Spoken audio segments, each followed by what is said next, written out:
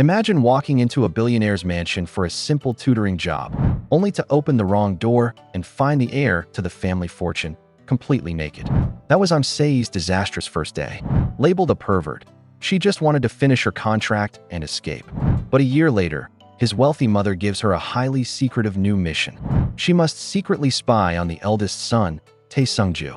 He is gorgeous, muscular, and rich, but mysteriously incapable of dating. Seyi is supposed to figure out what's wrong with him. Instead, her secret surveillance accidentally awakens his hidden, wild instincts. Now, the billionaire is making his move, and the spy is about to become the prey.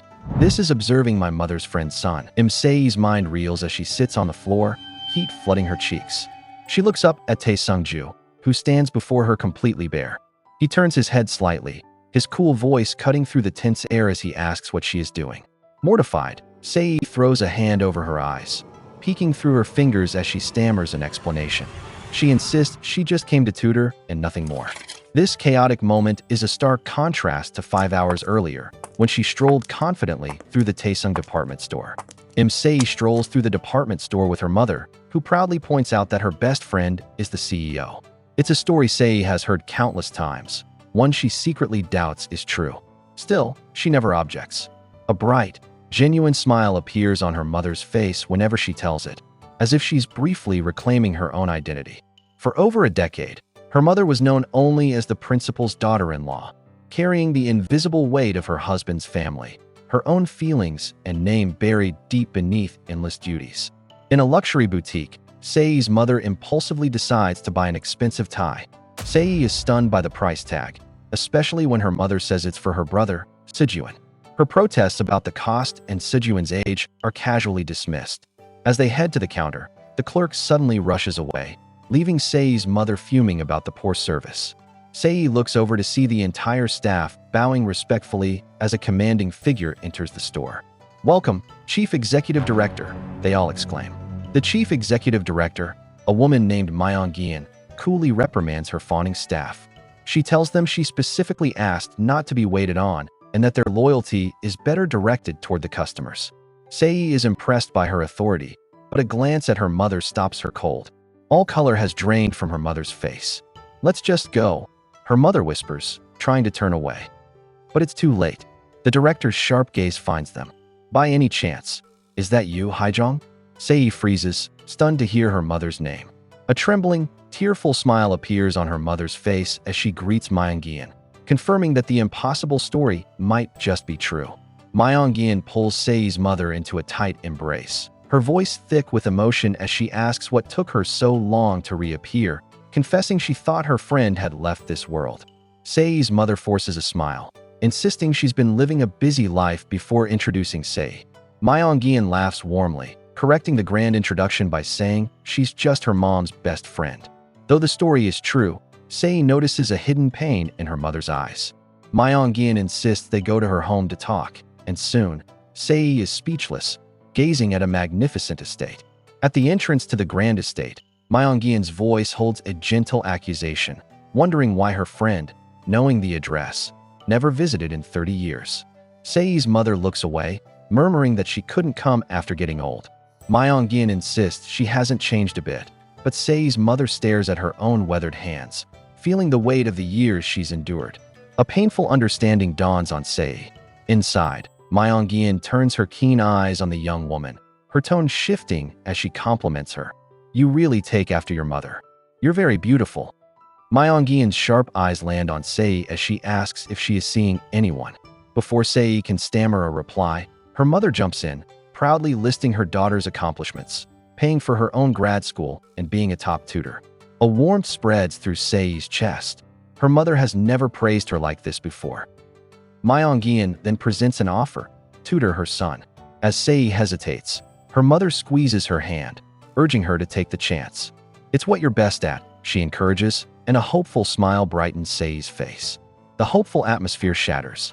Seyi's mother leans in, suggesting that with her earnings, Seyi could help buy a new car for her brother, Sejuan. The words land like a heavy weight. The glow drains from Seyi's face, replaced by a quiet resignation. She forces a small smile and agrees. "Of course. I'm his older sister." Sensing the moment, the chairman's wife directs Seyi to meet her son upstairs. As Seyi walks away, her polite facade crumbles. A cold realization washes over her. This opportunity was never for her. It was for her brother. Her fists clench tightly at her sides. Seyi walks up the stairs, a single thought pushing her forward.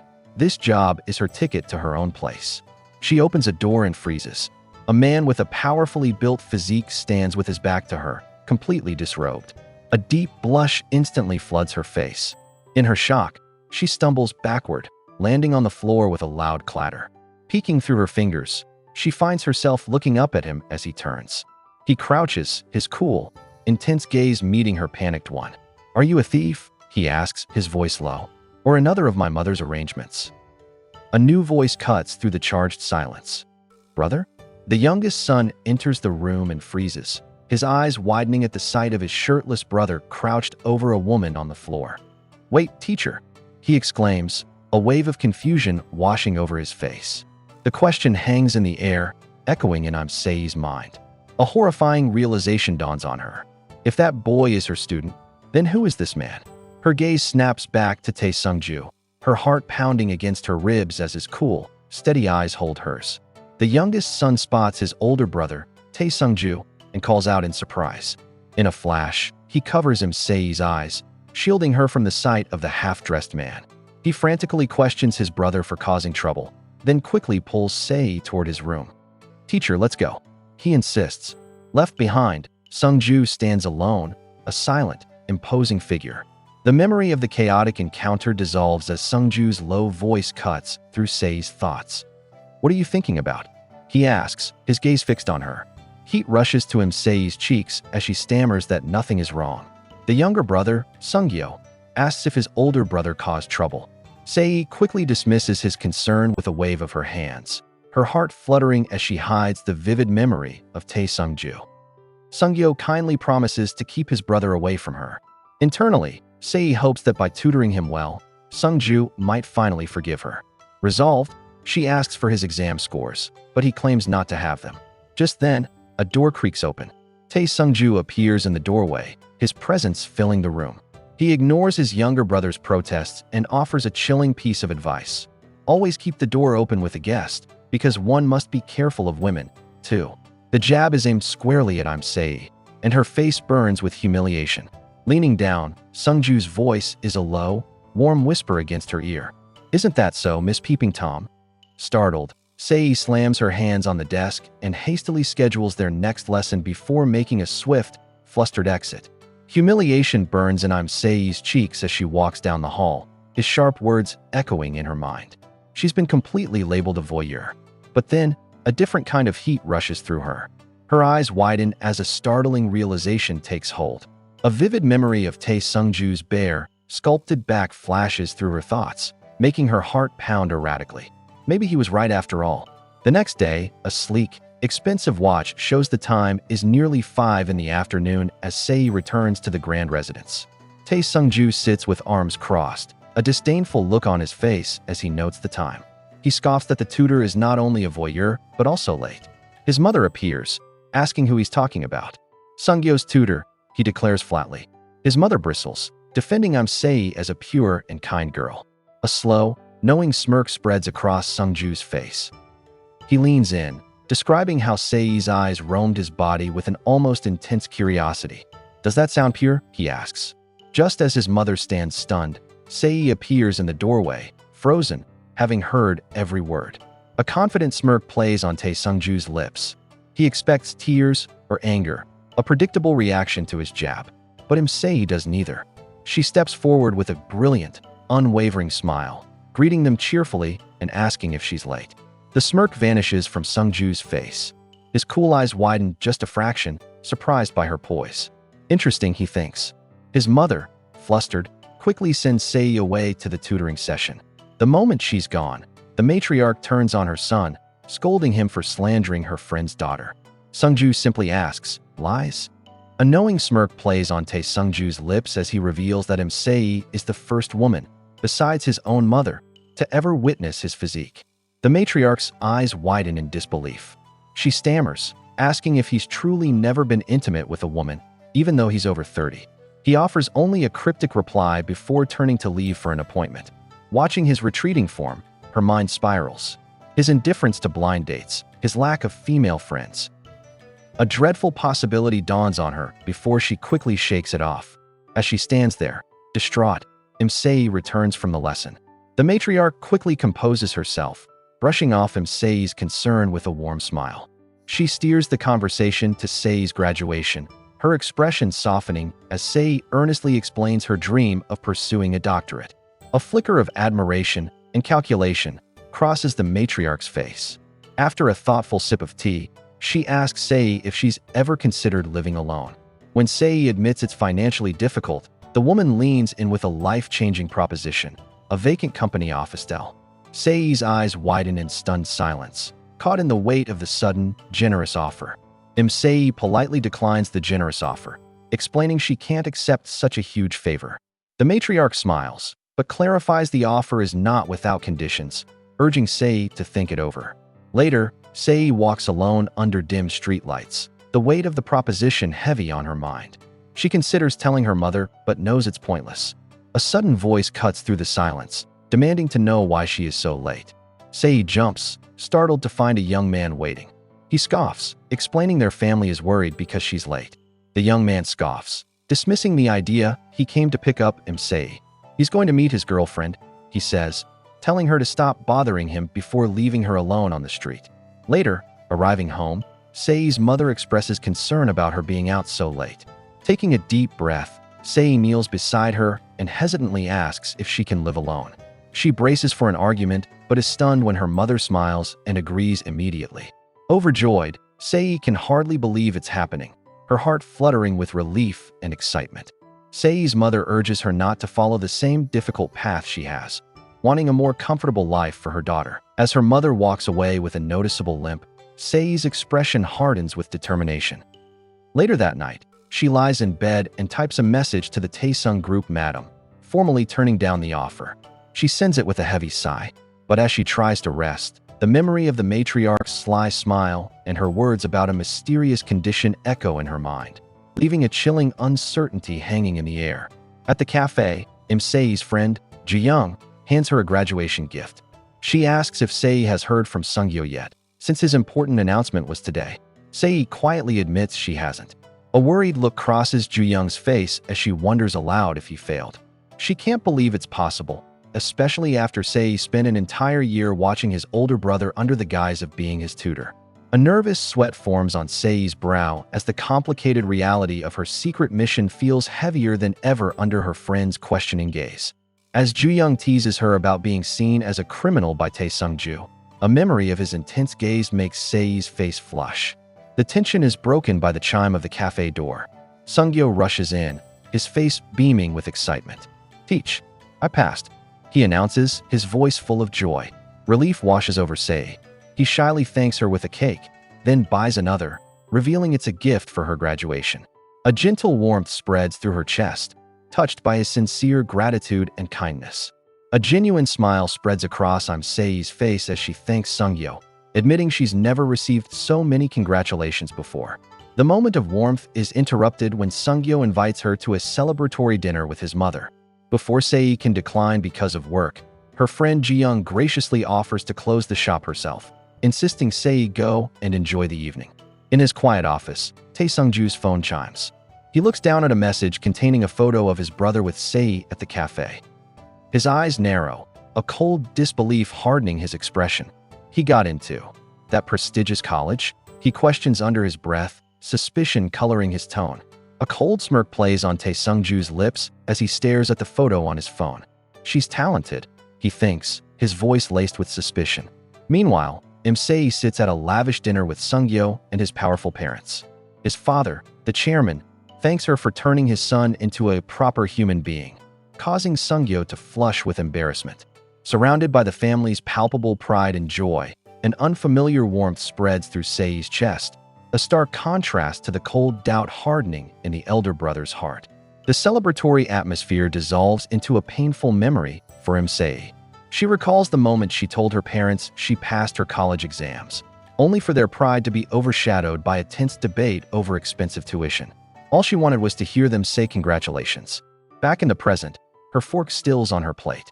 Seung-ju's mother leans in close, her voice a low, intimate whisper, asking if Seyi has time to talk after dinner. Soon, they are alone in a private room, overlooking the glittering cityscape, the true purpose of the evening finally at hand. The mother reveals she has been watching him Seyi all year, offering the very support and praise Seyi always craved from her own family. The unexpected words overwhelm Seyi, and tears of a miserable gratitude stream down her face. But the matriarch's kindness comes with a condition. She asks Seyi for one more favor. Keep an eye on her eldest son, Tae Seung-ju, for just 3 months. As Seyi stares in stunned silence, the woman leans in and delivers a shocking explanation. She suspects her son has absolutely no interest in women. Seyi's mind goes completely blank. Her lips part in disbelief as she processes the matriarch's theory that Tae Seung-ju prefers the company of men. An image of his toned physique flashes through her mind, adding to her confusion. Days later, at her graduation ceremony, Seyi stands alone in her cap and gown. No one from her family came. As she tries to brush off the familiar sting of disappointment, a beautiful bouquet of flowers is suddenly held out in front of her. Confused, she looks up, her eyes meeting the cool, steady gaze of Tae Seung-ju. Seyi stammers, clutching the beautiful bouquet Tae Seung-ju just handed her. He calmly explains it's his way of showing gratitude. He then turns away, telling her to come with him if she's thankful. Before she can process this, he spins back, sweeping an arm around her shoulders and pulling her flush against his side. A jolt of heat shoots through Seyi, her heart hammering at the sudden closeness. His warmth is overwhelming. Tae Seung-ju raises his phone, his expression unreadable. Smile a little, he says softly. Let me take a photo. Seyi's fingers graze her lips, her mind racing. Did I do something wrong again? She wonders aloud. Tae Seung-ju releases her, his gaze intense. He calmly explains that he just needed a photo, then adds that her only mistake was staring at him so intently that day. Heat floods Seyi's face. He hasn't forgotten. After a quick congratulations, he turns to leave, a faint smirk playing on his lips as he promises they'll meet again. Watching his retreating back, Seyi clutches the bouquet, her resolve hardening for the mission ahead. Seyi jumps as her friend Ju-young appears out of nowhere, immediately leaning in close. How much did you see? Ju-young whispers, a sly grin spreading across her face as she asks if his physique is as impressive as his handsome looks. Seyi's mind spins. Elsewhere, a passionate moment between a couple is interrupted by a sudden phone call. The woman answers breathlessly, her hand covering her mouth. Yeah, Mom. What's up? The man with her freezes, confused. On the line, the youngest son listens in, his brow furrowing. Nuna, he murmurs, completely puzzled by what he's hearing. The friend's teasing tone shifts, asking if Seyi is really not going to tell her. Tell you about what? Seyi replies, completely unaware of where the conversation is headed. Her friend's next question cuts straight through the playful mood, bluntly asking about the young masters. Impressive proportions that Seyi accidentally saw. The words strike like a thunderclap. Seyi freezes instantly, her back going completely rigid. She stares ahead, phone clutched in a tight grip, as the shocking question hangs unanswered in the suddenly silent room. Heat floods Seyi's face as she sputters a protest into her phone. A sudden voice calls out her name, making her jump. She whips around, startled, finding a man, Seung-ju, leaning coolly in her doorway with his arms crossed. He ignores her flustered reaction and asks if she's really moving out on her own. She confirms their mother must have told him. He wonders how she convinced their mom, but then his expression hardens. He dismisses her concerns curtly, simply telling her to hurry up and get going. As Seung-ju turns to leave, Seyi calls out, reminding him she got him a car and that he'd better treat their mother well. He scoffs at the gift, questioning why she's making a big deal out of a used car. The door slams shut, leaving her alone in the sudden silence. A sad sigh escapes her as she wonders if a simple thank you is too much to ask. Shaking off the disappointment, she refocuses on her packing, a smile returning as she anticipates her new life. Later, she stands before a magnificent skyscraper, completely in awe and feeling a little overwhelmed. Seyi rides the elevator, reassuring her employer over the phone that she was prepared for living next to Seung-ju when she accepted the job. The calm voice in her earbud tells her not to feel pressured, as the apartment is just the right size for living alone. The elevator arrives, and the doors slide open with a soft chime. Standing before her new home, she taps the keycard. The door clicks and swings inward, revealing a space far beyond her imagination. Her eyes widen in disbelief. It's a vast, luxurious penthouse, and she is a tiny, stunned figure in its enormous entryway. Seyi lets out a breath, completely overwhelmed by the sheer scale of her luxurious new home. Realizing this extravagance is because she's living next to him, a flash of doubt crosses her mind. She quickly pushes it aside, reminding herself this isn't a gift. She has a mission to complete. Stealing her resolve, she changes into her spy attire, a form-fitting black shirt, a choker, a beanie, and dark sunglasses. She reasons that since he's never seen her dressed this way, he won't recognize her. Ready for her mission, she approaches the door, then pauses, a critical question dawning on her. How is she actually supposed to observe him? Seyi sits hunched by the wall, the weight of her mission pressing down. If she follows him and gets caught, the consequences will be far worse than just being mislabeled. A sudden chime echoes through the silence. The elevator has arrived on her floor. Her eyes fly open in alarm. Scrambling to her feet, she decides any small piece of information is a start. She cautiously peeks into the hallway and sees him, Tae Seung-ju, standing perfectly still. He isn't moving. A confusing thought crosses her mind. Is he waiting for another man? Seyi quickly dismisses her fears, trying to calm her racing heart. He couldn't possibly know she's there. It must have been her imagination. She breathes a sigh of relief, marking her first observation as a success. Meanwhile, Tae Seung-ju stands in his apartment, his shirt unbuttoned. Suspicion hardens his features as he speaks into his phone with the management office, questioning the sounds coming from the supposedly empty unit next door. When he learns someone moved in at his mother's request, his eyes narrow. He demands they bring him the security footage immediately. In his apartment, Tae Seung-ju stands under the hot spray of the shower, his irritation rising with the steam. He wonders who it is this time. Another person sent by his mother. Next door, Seyi lies on the impossibly soft bed, feeling overwhelmed. The realization hits her that she can't hide forever, certain he already suspects something. A bold plan to introduce herself surfaces, only for fear to send her curling into a ball. But the memory of her mission steals her resolve. Taking a breath, she decides to make him lower his guard and rings his doorbell. Seyi waits at the door, gift bag in hand, starting to wonder if he's asleep. Suddenly, the lock clicks and the door swings open. Tae Seung-ju stands before her, a towel in hand, drying his damp hair. His white robe hangs open, revealing a perfectly sculpted chest. "You're here earlier than I expected," he murmurs, his cool eyes assessing her. "Who are you?" Seyi's heart hammers against her ribs. She clears her throat and explains she's his new neighbor. Offering the gift, her eyes inadvertently lock onto his physique. "Let's," she stammers, a blush creeping up her neck. "Get along well." Flustered, Seyi stumbles backward out of his apartment, her face burning under her disguise. She gives a hasty bow and rushes away, completely rattled by the encounter. Just then, a man from the management office arrives with the security footage Tae Seung-ju had demanded. But Seung-ju is perfectly calm now. He smoothly dismisses the employee, stating he doesn't need the footage anymore. As he pulls his robe tight, a slow, knowing smirk spreads across his lips. He has already figured it out. He knows exactly who she is. Slumped on the floor, Seyi feels her face flush with heat. The situation is far more intense than she anticipated. He must never find out it was her. Her mind made up, she pulls out her phone with a determined look. "I'm going to quit," she whispers, quickly typing a message to his mother to arrange a meeting. The next day, inside a sleek, modern high-rise, Seyi peeks nervously around a corner. She hopes she won't run into him, reminding herself to be careful as she moves toward the elevator and presses the down button. Inside the elevator, Seyi frets over how to tell his mother she's quitting. Just as the doors slide shut, a hand forces them back open. Tae Seung-ju steps inside, his presence filling the small space. Seyi's heart leaps into her throat. It's him. She quickly adjusts her mask and stammers a panicked hello. They ride in thick silence, the air charged between them. He finally breaks it, turning to her with a serious expression. He asks her if she finds the building unpleasant, catching her completely off guard.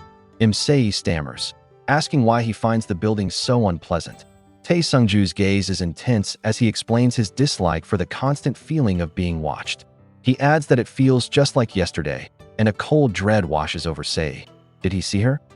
Her panic grows when he casually asks where she found her house.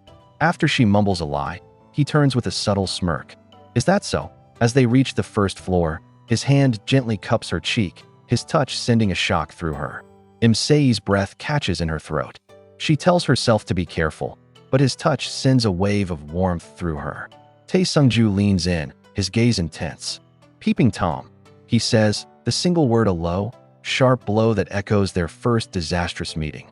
He then turns and walks away without another word, leaving her frozen in the building's lobby. Her mind races, consumed by a single, panicked thought. How did he know? Later, sitting in a cafe, her friend's questions about work barely register, Seyi's thoughts still reeling. In the cozy cafe, Seyi suggests quitting everything. Her friend stares, shocked, reminding her of the huge opportunity she has. Seyi forces a smile, admitting she'd probably regret leaving. But a heavier thought weighs on her heart. She feels she'll regret it even more if she continues. As she wrestles with her impossible choice, a different scene unfolds. A heavy garage door rumbles open, and a luxury car pulls into a pristine garage. Behind the wheel, a stern-looking man in a suit glances around, a question mark hanging in the silent air.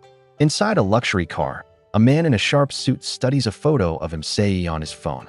His subordinate, Managerin, explains she is the new tutor for the youngest son. Managerin praises her abilities, expressing complete faith in her skills, but his cheerful tone shifts. He admits there is something concerning about her.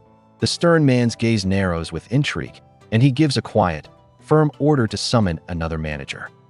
Just as the car pulls away, Seyi arrives at the grand estate, her steps heavy, when a woman's voice calls out her name. The chairman's wife waves Seyi over to a sunny patio table. After a brief chat about the house, the woman's pleasant demeanor shifts. Leaning forward with a sly smile, she thanks Seyi for easing her mind before cutting straight to the point. Has she found anything out yet? The question hangs in the air, making Seyi's breath catch. A vivid memory of Tae Seung-ju flashes in her mind, sending a wave of heat across her skin. Noticing her flustered silence, the woman softens, musing that perhaps she's being too hasty on the first day. A nervous sweat forms on Seyi's temple as the weight of the woman's trust settles upon her. The thought of quitting evaporates. She can't back out now. Forcing a bright smile, Seyi explains she only came to express her gratitude and promises to work diligently on her future assignments. The chairman's wife beams, her hands clasping together in satisfaction. She thanks Seyi, offering to help with anything she needs for her first official day tomorrow. Then, her expression brightens with an idea, suggesting Seyi take some kimchi home as a friendly gift. Later that evening, Seyi walks alone under the city lights, letting out a heavy sigh. There's no turning back now. Her steps slow as her eyes land on a familiar figure through the window of a brightly lit convenience store, Tae Seung-ju. A jolt of an idea hits her. He already knows who she is, so what's the worst that could happen? This is a perfect chance to get closer. The store's door chimes as she enters. She feigns a dramatic gasp, exclaiming, "Oh, wow, we meet again. What a coincidence." Tae Seung-ju glances over, taking in her painfully awkward performance. Tae Seung-ju calmly states that since they live in the same building, running into each other is only natural. Flustered, Seyi agrees, but her mind races. This isn't right. Desperate for a reason to interact, she spots a display by the counter, grabs a conspicuous red box of private items, and hurriedly asks him to ring it up. As he turns to leave, she calls out, "Let's go together." Later, inside the elevator, he questions if she plans on staying. With a proud smile, Seyi announces she was just hired as an assistant at the Taesung Group. His reaction is a single, unimpressed sound, "Ha." The elevator door slides open, releasing them into the quiet, luxurious hallway. Seyi beams, insisting that since they're neighbors, they should get comfortable with each other. With a hopeful expression, she extends the red box she bought. "Here, this is a small token." Tae Seung-ju's cool gaze drops to the offering. His fingers brush hers as he takes the box. A slow, knowing smirk spreads across his face as he examines the contents. Holding it up between them, his eyes lock onto hers. "Aren't you too close?" he murmurs, the single word echoing in his mind. Tae Seung-ju flashes a knowing smirk, holding a small red box toward Seyi. He remarks that it seems she's not planning to hide anymore. Mortified, Seyi stands frozen outside a door, the word voyeur ringing in her ears. Later, Her hands tremble as she opens the box. Her face flushes with heat as she discovers its true contents. Not a snack, but a package of protection. Her friend gasps, impressed by her audacity. Seyi, however, is consumed by horror, frantically thinking this is all a terrible misunderstanding. The soft glow of dawn filters into the room at 6 a.m. Seyi sits up in bed, realizing the morning has already arrived. With a wide yawn, she stretches, thinking she can't be late for her first day and needs to shower. She gently shakes her friend, Ji-young, who mumbles sleepily about her mom. Watching her friend dream, Seyi's mind drifts to her own mother. A quiet thought surfaces, a gentle longing. She wonders if she should call and ask her to come over for a visit. As dawn breaks over a family home, Seyi's parents prepare to depart. A relative's sharp voice cuts through the quiet, chiding Seyi's mother for arriving empty-handed without her usual vegetable juice. Her father quickly explains he told her not to, as it's extra work now that their daughter is gone. The relative scoffs dismissively. As they finally leave, the woman mutters a cruel parting shot, blaming her for Seyi leaving the family. The words sting, leaving Seyi's mother standing alone in stunned silence. Just then, a phone vibrates on a nearby table, its screen glowing with an incoming call from Seyi. Seyi arrives at the towering Tae Seung building, ready for her first day. Dressed professionally, she introduces herself to the general affairs team with a bright, determined smile. A friendly voice calls her over, and she meets her new mentor, assistant manager Oh Mizion. Relieved by the woman's warm welcome, Seyi bows deeply, promising to do her best.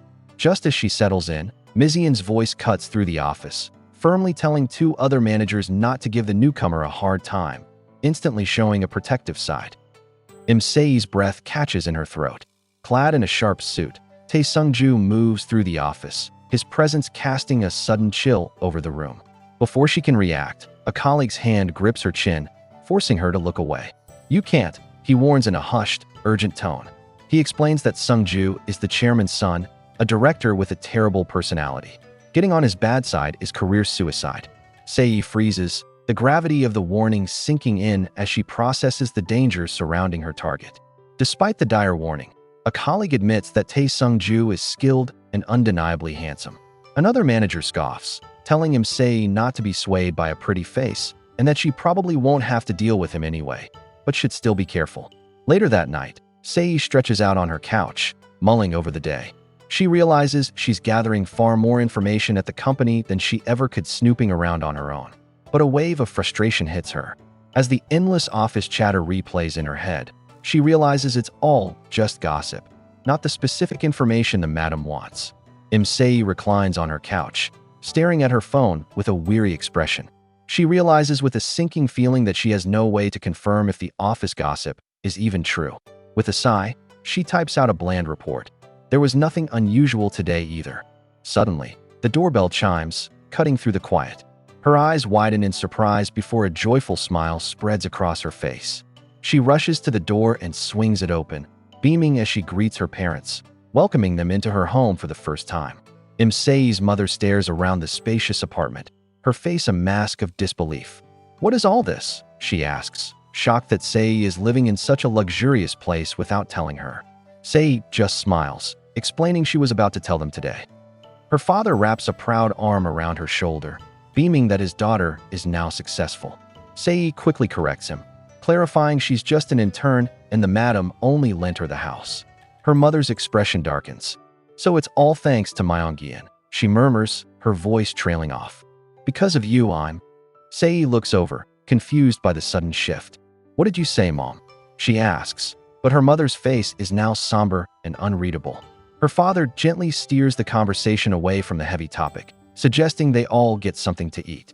He pulls Seyi close, whispering that her mother must have had a difficult day with grandma, and asks her to be understanding.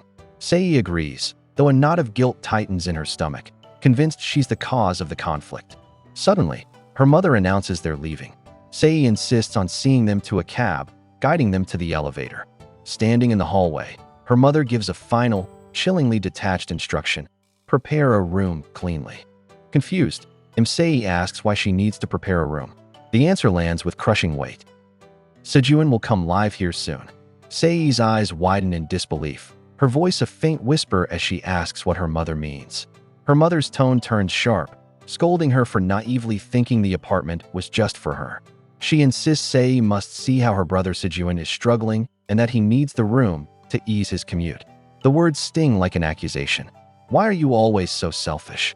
Seyi looks down, whispering that she should have been consulted. The taxi pulls away, a final instruction to contact me when you arrive, hanging in the air. Seyi watches it disappear down the street, her cheerful wave fading as exhaustion takes over. The elevator doors slide shut, enclosing her in the quiet, metallic box. Leaning against the wall, she lets out a heavy sigh, the tension of the day finally catching up to her. Her thoughts drift to a difficult conversation, her friend's defensive voice echoing in her mind, insisting she wasn't leaving without a plan. The pressure feels immense. The memory of the conversation is sharp in her mind. She remembers explaining her new job, the 3-month contract with housing support, insisting she wouldn't be a burden. A warm smile had met her words. "That's good, Seyi," her friend had said, promising to handle things at home. But the warmth fades in the sterile elevator. The crushing realization dawns on her. All that encouragement was for her brother's sake.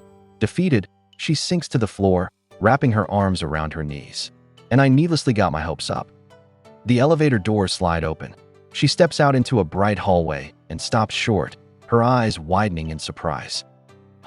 A simple paper bag hangs from the doorknob. Seyi steps forward, her fingers closing around the handle as she reads the small note attached, repayment. A soft smile blossoms on her face, a pleasant warmth spreading through her as she reconsiders her initial impression of him. He's not as cold as she'd thought. Wondering what he could have given her, she peeks inside. Her face instantly flushes a deep, burning red. It's a box of chocolate biscuit sticks. A tiny, flustered sound escapes her as she stares at the playful gift. Under the pale light of a crescent moon, Tae Seung-ju smirks, his dark robe hanging open as he holds a drink. The predatory look in his eyes is unmistakable. The scene shifts, and he now holds Seyi, his hands bunching the fabric of her shirt. Her eyes fly open, the shock of his closeness overwhelming her as the memory replays in her mind. The next morning, at her office desk, she is completely lost in thought. A colleague's voice finally cuts through the haze. "Miss Seyi jumps, startled. "Ah, yes?" she stammers. Her assistant manager smiles, announcing it's lunchtime. Flustered, Seyi forces a smile and insists she'll catch up, unable to focus. Seyi groans at her desk, burying her flushed face in her hands. She can't concentrate. The memory of a vivid dream, of Tae Seung-ju's low voice beside her ear, has been tormenting her for days. Later, holding a tray in the bustling cafeteria, she scans the room. Her search stops abruptly when she spots him, the managing director, sitting completely alone. His mother's words about his terrible personality and lack of companions echo in her mind. As Seyi watches him, a new possibility dawns on her. Maybe everyone just misunderstands him. Ignoring a colleague calling her name, Seyi nervously approaches Tae Seung-ju's solitary table. The legs of her chair scrape against the floor as she sits down opposite him. His cool, questioning gaze meets her shaky greeting about the weather. He cuts her off, his voice low and direct. "Ms. Seyi, what do you think you're doing?" A determined smile plays on her lips as she explains she can't stand being indebted. After thanking him for a recent gift, she bravely brings up that item she gave him, her face flushing with a mischievous heat. Seyi nervously insists the private item she gave him was a mistake. Tae Seung-ju calmly replies that he'd already guessed from the packaging. A wave of relief washes over her, and she animatedly complains about the product's misleading design before cringing at her own forwardness. He ignores her attempt to pivot, instead warning her that being seen with him could complicate her position at the company. Before she can respond, he stands to leave her utterly bewildered at the now empty table. A sharp knock suddenly sounds from a nearby door. Tae Seung-ju sits at his desk and grants entry to the person at the door. His secretary, Jang Hoyeol, steps inside with a pleasant smile, casually asking about his boss's recent lunchtime disappearances. Seung-ju deflects, claiming personal business. Hoyeol then pivots, mentioning the new employee in general affairs. Seung-ju's cool composure cracks as he asks, "Ms. Seyi?" His eyes narrow, demanding to know how his secretary knows her name. Hoyeol explains that everyone knows her. Her remarkable presence has made her the talk of the entire floor. Jang Hoyeol continues with a knowing smile, advising Seung-ju to be cautious around the new hire. He reveals that rumors are swirling, Seyi has been asking questions about him. Annoyance flashes across Seung-ju's face as he cuts the conversation short. "Just leave her be," he orders, his voice tight. Once his secretary leaves, Seung-ju stares into the distance, a cup held to his lips. He wonders what she could possibly want to know. Seyi is a complication, someone he should avoid, yet an undeniable pull to keep her close warms his chest. As Seyi settles at her desk, a voice interrupts her. Before she can turn, two hands land heavily on her shoulders. Her colleague, assistant manager Gong, leans down with a smirk.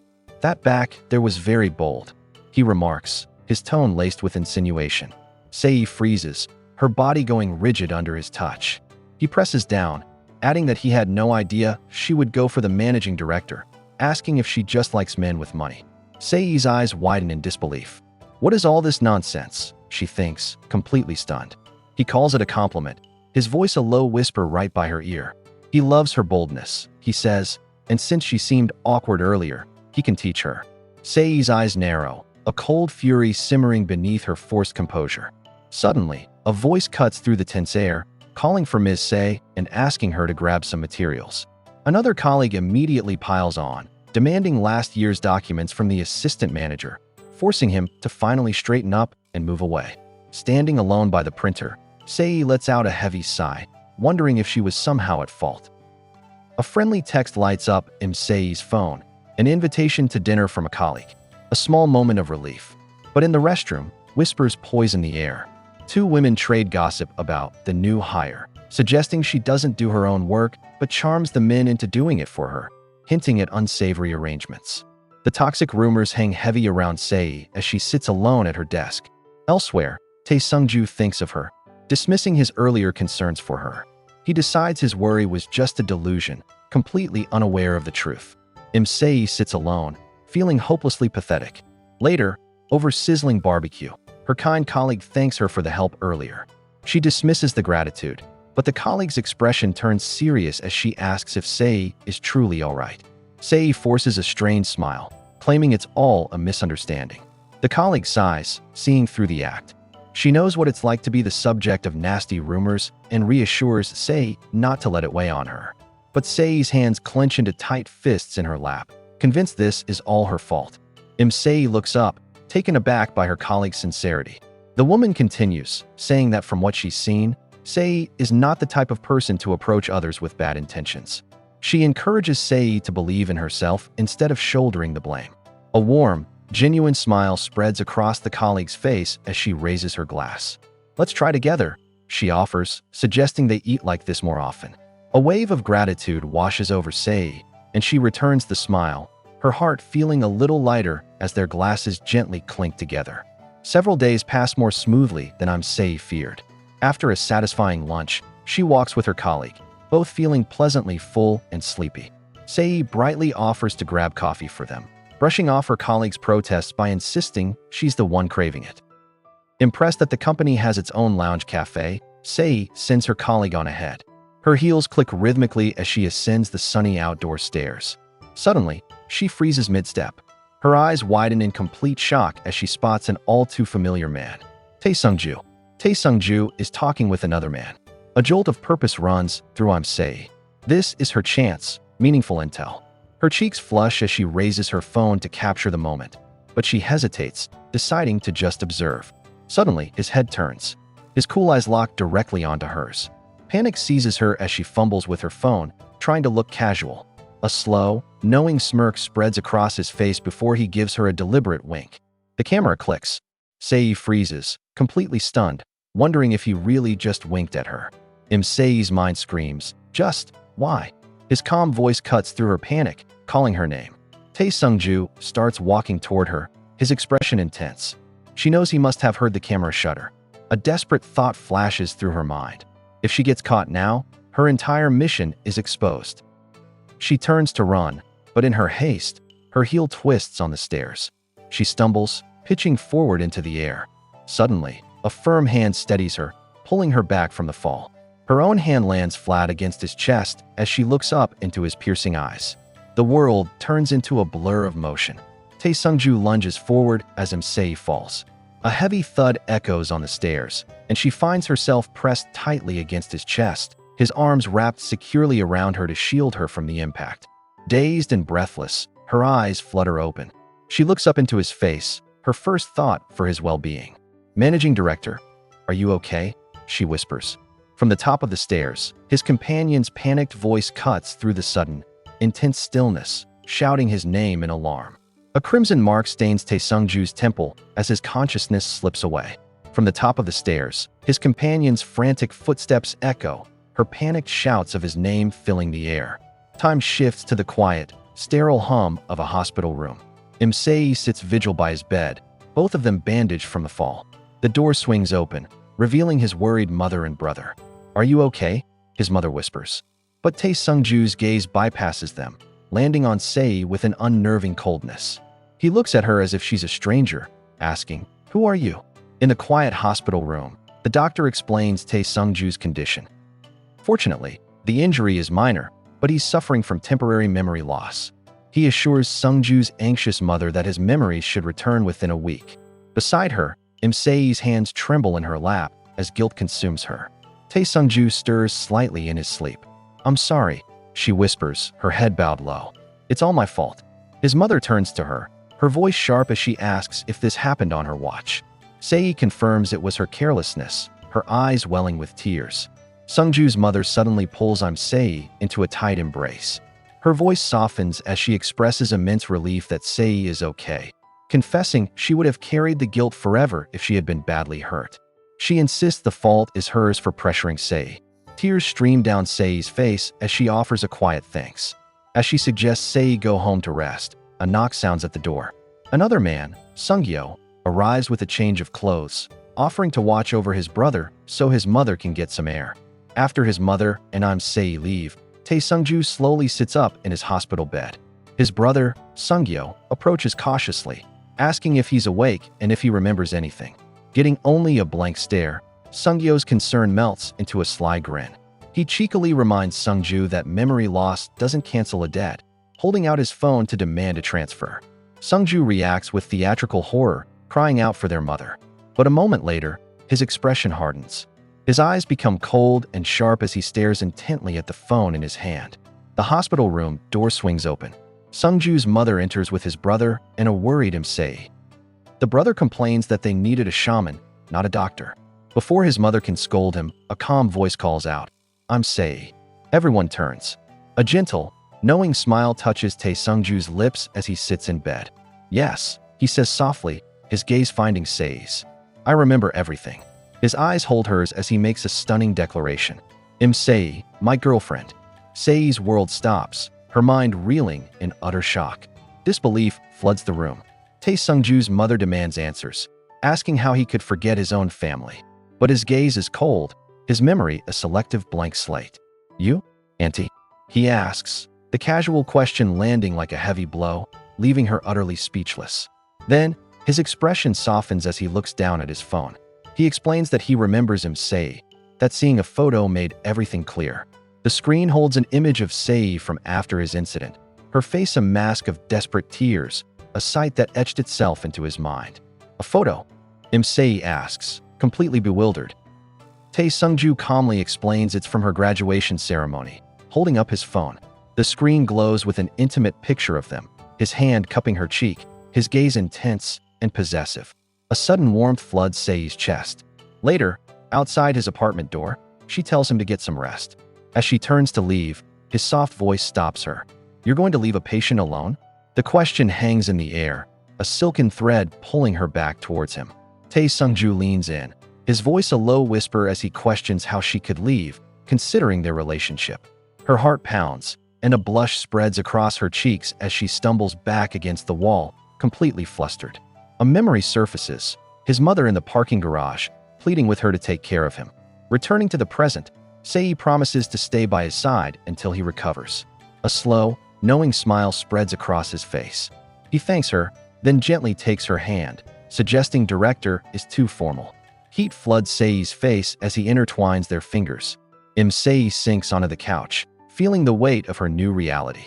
Her workload seems to be growing, a stark contrast to her simple dream of independence. A painful memory surfaces, her mother's stern advice to live within her means, followed by her own tearful pleading to attend college. She wonders if she's being greedy, reaching for something beyond her station. Suddenly, a soft voice drifts through the apartment, calling her babe. A shiver jolts through her, her eyes widening in disbelief. When he calls again, she scrambles to her feet, flustered. "Why, yes, sir. I'm coming." Peeking around the corner, Seyi asks if he needs anything. A smirk plays on Tae Seung-ju's lips as he asks her to help him disrobe for a shower. Her face flushes bright red as she sputters that he can do it himself. He calmly explains that his shoulder hurts too much to lift his arm. He is a patient, after all. Reluctantly, she agrees. As she carefully pulls his shirt over his head, her breath catches.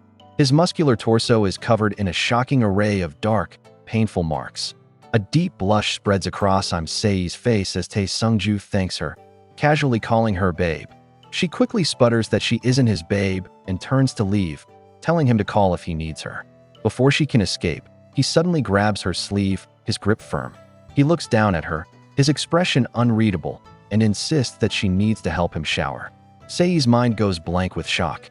In a silent, panicked plea, she thinks, "I'm sorry, madam, but your son might be a bit unpredictable." Tae Seung-ju's voice cuts through the tension. "What were you thinking about so intently?" Seyi looks up, her face flushed, her mind racing with a mortifying misunderstanding. He clarifies with a small smirk, explaining he just needs help finding clothes before he gets in the shower. A wave of relief and embarrassment washes over her. As Seyi stammers, trying to find her words, he turns his back to her. Glancing over his muscular shoulder with a playful grin, he asks, "What? Did you want to shower together?" The question hangs in the air, charged with unspoken possibility. Seyi's face burns with humiliation. "Forget it," she shouts, adding in her mind that it's her first time here. So how would she know anything? Later, Tae Seung-ju steps out into the silent apartment. He finds a shirt neatly laid out for him with a small note on top. She's gone home to wash up, it reads, and has borrowed the front door key. He slowly slips the shirt on, his expression unreadable as he stands alone in the now dark and empty room. The air feels heavy with her sudden absence. After returning, Seyi walks through the dimly lit apartment, wondering if Tae Seung-ju is asleep. She remembers his bandage needs changing and quietly peeks into his bedroom. He's already sleeping, his back to the door. Her eyes land on a bottle of wine and 2 empty glasses on the nightstand, and a pang of guilt hits her. Was he waiting for her? She gently pulls the blanket over his shoulders, concerned he might get cold. Kneeling beside the bed, she watches his sleeping face. He looks so different, so gentle and docile. A quiet warmth spreads through her chest. A gentle warmth spreads across Seyi's cheeks as she kneels beside him. She thinks it would be nice if things could stay just like this, peaceful and quiet. Her eyelids grow heavy, and she drifts into a deep sleep by his bedside. Later, Tae Seung-ju's eyes slowly open, his gaze landing softly on her. The morning light filters into the room. Seyi stirs with a soft sound, her mind foggy. Her eyes flutter open, and she finds herself under the covers, next to him. She bolts upright, shock coursing through her. "What? Why did I sleep here?" She screams in her mind. Seyi's eyes fly open, her mind racing. She didn't just sleep here. She stole his blanket. As she tries to sneak away, Tae Seung-ju makes a soft sound. Leaning close, she whispers his title, noticing the subtle distress on his sleeping face. In an instant, a chilling vision takes hold. She sees him standing on the edge of a high balcony, his face a mask of torment. Her own voice echoes in her mind, pleading with him not to give up, begging him to just take her hand so they can go back inside together. The desperate words from her vision echo in her mind. "Don't go." Suddenly, strong arms wrap around Seyi from behind. Tae Seung-ju pulls her into a tight embrace, his voice thick with sleep as he pleads, "Don't go."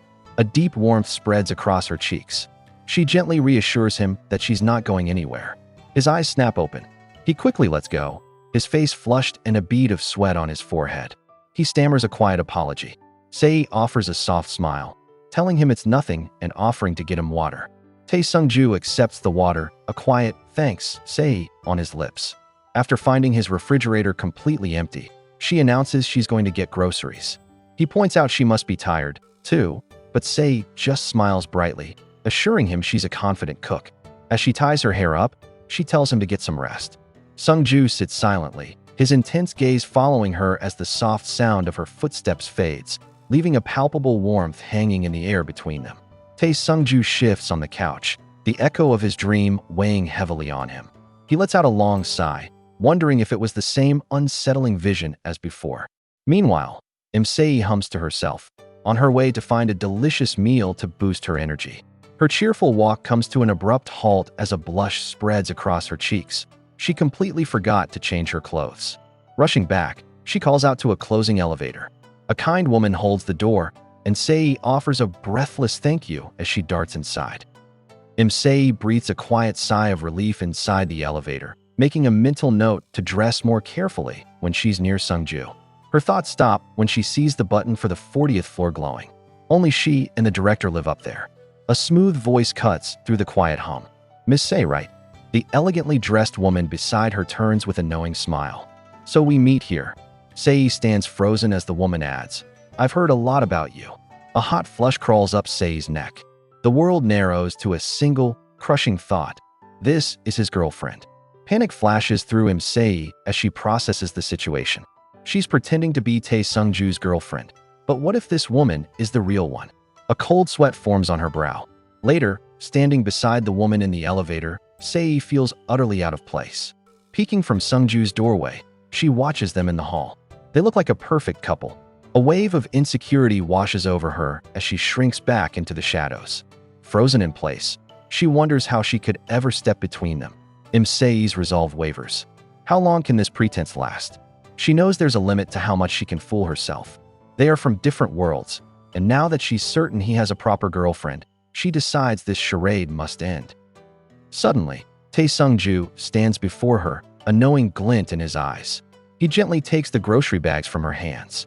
"What are you doing standing here?" he asks softly, a slight smile playing on his lips. "Come on, let's go in." Seyi looks up, completely flustered. "Managing director," she stammers, "you can't act like this toward me." Heat rises in Seyi's cheeks.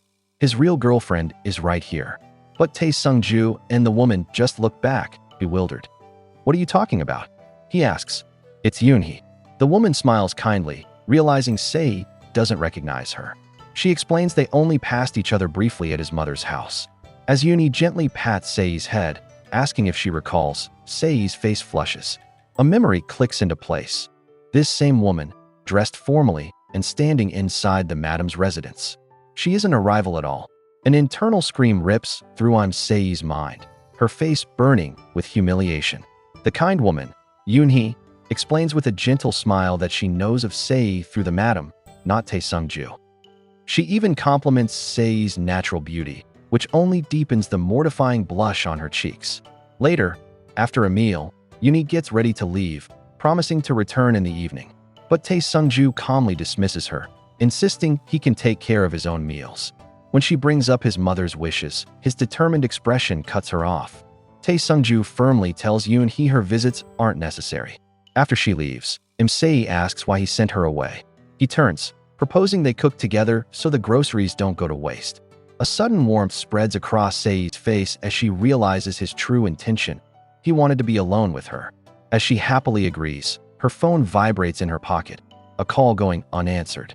Elsewhere, Seung-ju's mother glares at her own phone, frustrated, while another young woman with her finds an apartment door curiously open. The urgent buzz of her phone shatters the moment. Seyi answers, her face flushing as Tae Seung-ju's mother demands to know where she is. With a nervous glance at Seung-ju, Seyi explains that she must step out for a bit to meet his mother, who has just arrived.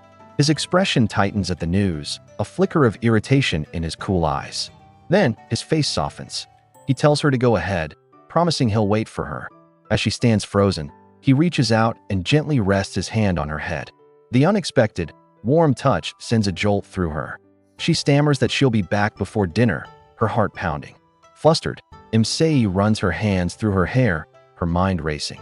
She wonders why her mother has come so suddenly, a worried thought crossing her mind. Did Seung-ju's mother say something? As the elevator doors slide open, she finds her mom waiting with a deeply concerned expression. Rushing forward, her mother takes her hand, asking if she's okay or has any serious injuries. Seyi smiles warmly, reassuring her it's just a few bruises. But her mother insists on taking care of her, holding up a container of porridge she brought to heat up. A soft chime announces the elevator's arrival. As the doors part, Seyi finds herself face to face with a young man and woman, their luggage in tow. The man's jaw tightens as he stares past her into the lavish lobby, his voice sharp with disbelief. He questions how she could possibly be living here, wondering what tricks she pulled.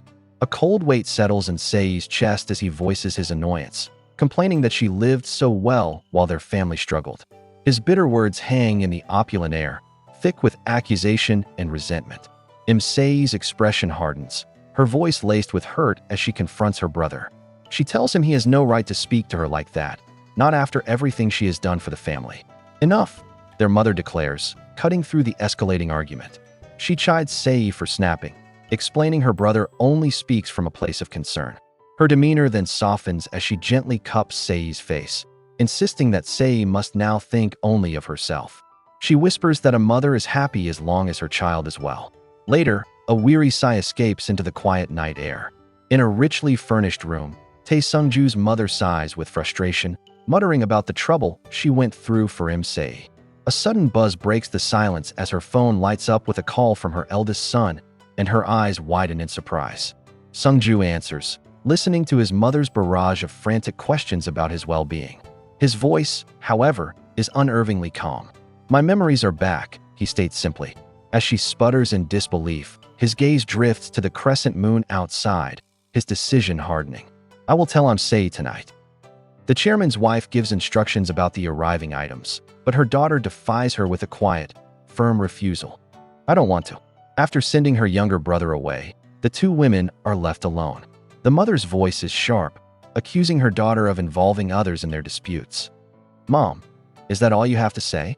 the daughter asks, her own voice cracking with emotion. She gestures to herself, questioning if her mother even sees her injuries. A painful memory flashes, her mother looking on with a detached expression as she lay in a hospital bed. The daughter's voice cracks with anguish as she clutches her chest. She can feel upset when other kids are hurt, she explains, so why is her mother never interested in her? Just why? She cries out. Her mother's expression turns to stone. She scoffs, listing everything she's paid for a boy named Sejuan, his tuition, his fees, even his car. "So what more do you expect me to do?" she demands, her voice sharp. The question hangs in the air, and the daughter screams back in desperation.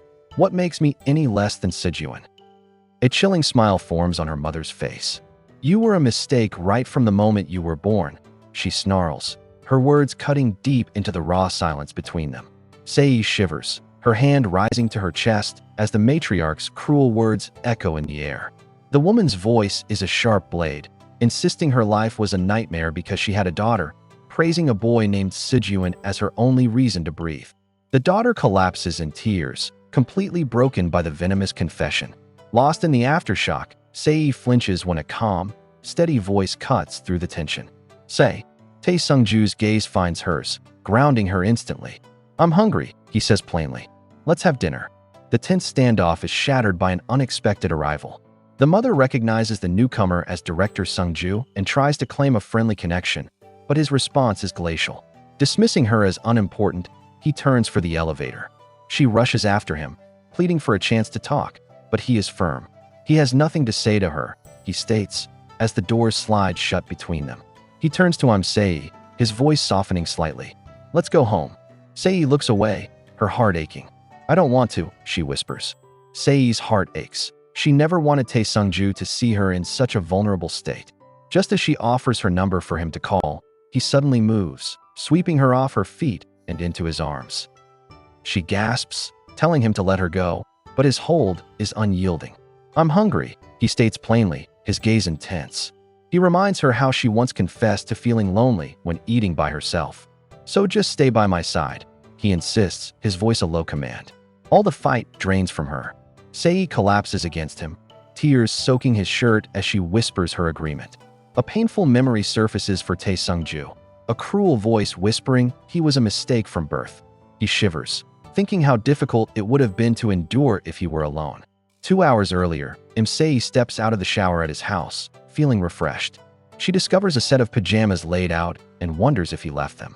Entering the kitchen, she finds Seung-ju at the stove. He turns with a small smile, asking if she's finished. She's flustered, insisting she could have cooked, but he gently tells her to wait at the table. Tae Seung-ju asks Seyi if she likes the pajamas, explaining a friend gave them to him. She beams, gushing that they're soft, pretty, and a perfect fit. He places a beautifully prepared pasta dish before her, his gaze intense. "From now on, I'll give you only the best things, Seyi," he declares. A strange, unfamiliar warmth blooms in her chest as she looks at him. She wonders if this is what it feels like to be cherished, a bittersweet thought crossing her mind. This happiness is temporary, but for now, she wishes it would last forever. A soft voice calls Seyi's name, pulling her from sleep. She startles awake on the couch to find Tae Seung-ju leaning over the back, watching her. He gently asks why she was sleeping so uncomfortably. Flustered, she realizes she must have dozed off while worrying about her vacation ending soon. He tells her she doesn't have to worry about that. "You're fired starting today," he states calmly. The words hang in the air, cold and sharp. Seyi freezes, her mind reeling in disbelief. Was it because he got hurt? Or was their entire connection just some cruel test? "That's right," Tae Seung-ju says, a cool smile on his lips as Seyi's mind spins.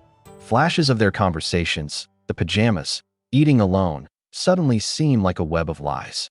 She confronts him, her voice trembling as she demands to know why she's fired. Was it all a test? Was his memory loss fake? Her anger wavers as she admits it's too sudden. He leans forward, his gaze smoldering as he gently cups her face. "Is this enough proof?" he murmurs. Before she can answer, he pulls her in, their lips meeting. The kiss ends, and Tae Seung-ju's confession hangs in the charged air between them. He admits he never lost his memory, that his deception was born from desire. He gives her a choice, his voice a low vibration. Tell him to stop, and he will. His fingers find the buttons of her blouse, and barriers fall away under his touch.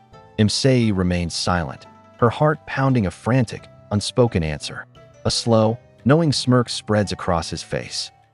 He takes her silence as agreement, the heat in the room intensifying as the connection deepens. If you're hearing this, you belong to the elite 1% who actually finished the story. Look, bringing these characters to life isn't just a recap, it's a marathon. Hours of editing, scripting, and late nights go into every second of this video, just to make sure you get the best experience possible. If I earned your time today, drop a like and smash that subscribe button. It's free for you, but it means the world to me. Welcome to the Manhwa Dragon family. Now, get ready, because the next chapter is going to be even wilder.